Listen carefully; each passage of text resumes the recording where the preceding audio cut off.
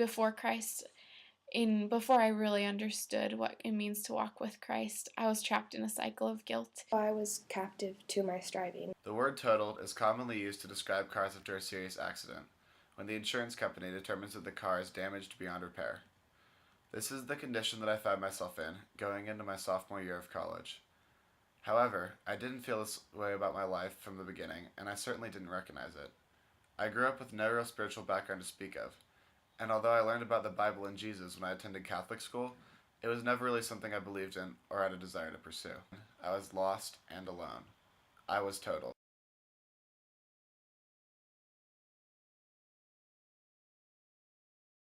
Before Christ, I was broken and lost. I wandered. I was just really left in a place where I was empty and confused.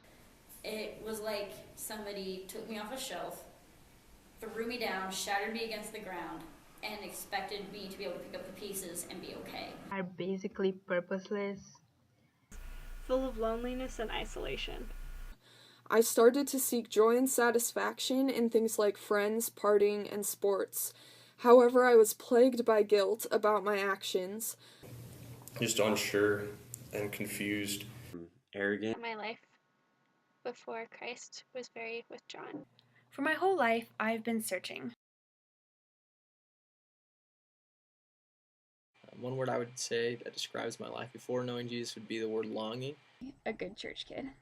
I went through a period of just going through the motions of spiritual emptiness, of not really living a life with purpose. Unfulfilled and empty. I always felt meaningless. I always grew up feeling inadequate.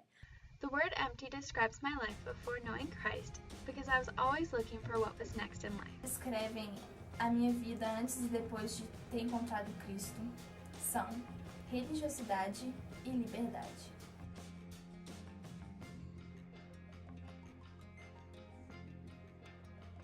When I look back on my life, I just see that I was never truly happy. I was consumed with being a perfectionist. I was living a cheap, superficial life. I was depressed. I was on antidepressants. I didn't ever think about suicide because I felt like that was giving up and giving in. But my mindset was, hey, if a car hits me, there's nothing I can do about that. I don't mind. So it was not a really healthy mindset. My life has been one characterized by weariness, as I've tried to make myself into an image of what I think I ought to be, and have failed again and again.